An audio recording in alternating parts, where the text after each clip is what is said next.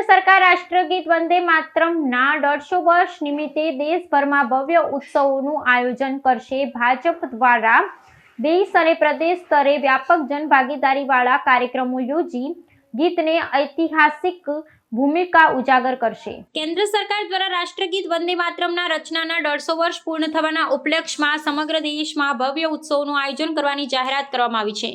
આ ઐતિહાસિક ગીતની રચના 1875માં થઈ હતી અને તેની 150મી વર્ષગાંઠ રાષ્ટ્રવ્યાપી પહેલ દ્વારા ઉજવવામાં આવશે.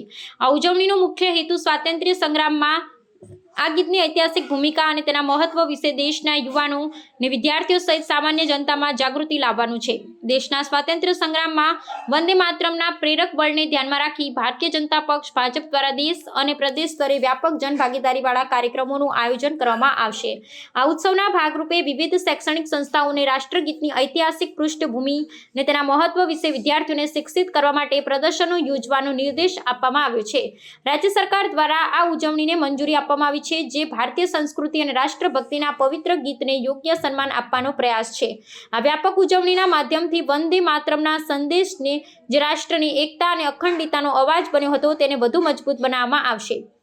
પ્રધાનમંત્રી નરેન્દ્ર મોદીએ પણ મન કી બાતમાં દેશવાસીઓનો ઐતિહાસિક ઉજવણીમાં જોડાવા માટે અપીલ કરી હતી.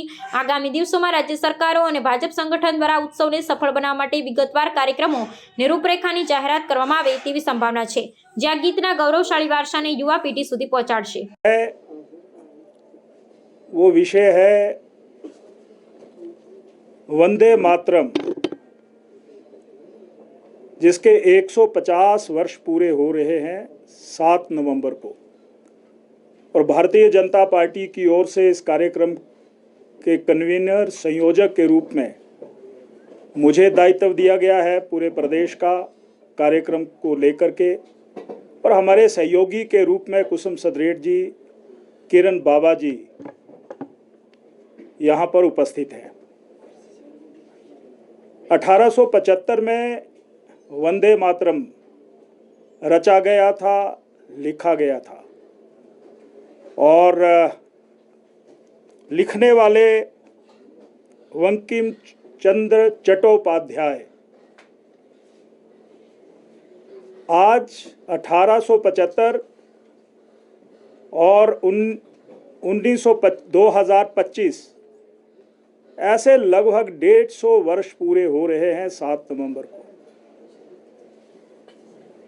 और जब ये गीत लिखा गया था तो ये राष्ट्र भावना, अंग्रेजों की हुकूमत के खिलाफ जो देश खड़ा हो गया था उसको गति देने के लिए ये वंदे मातरम लिखा गया था. 1875 और भारतीय जनता पार्टी के साथ साथ केंद्र सरकार ने भी ये फैसला किया है. 1 अक्टूबर 2025 को केंद्रीय मंत्रिमंडल की एक बैठक होती है कि इस वंदे मातरम, जो इस मातृभूमि की मिट्टी से जुड़ा हुआ एक संदेश है, एक राष्ट्रगान है, गीत है, इसको एक उत्सव के रूप में मनाया जाए.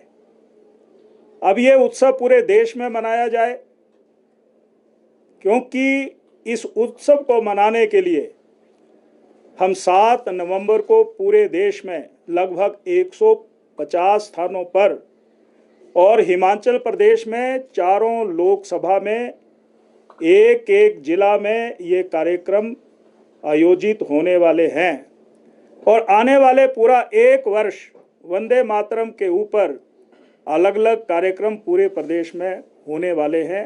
इसीलिए आज यहाँ पर ये प्रेस वार्ता या मैं प्रेस वक्तव्य आपके समक्ष रख रहा हूँ. एक बात मैं आपके ध्यान में लाना चाहता हूँ कि 1875 में बंकिम चंद्र चट्टोपाध्याय जी ने लिखा और 1895 में इसको ठाकुर रविंद्रनाथ टैगोर जी ने इसको गाया था.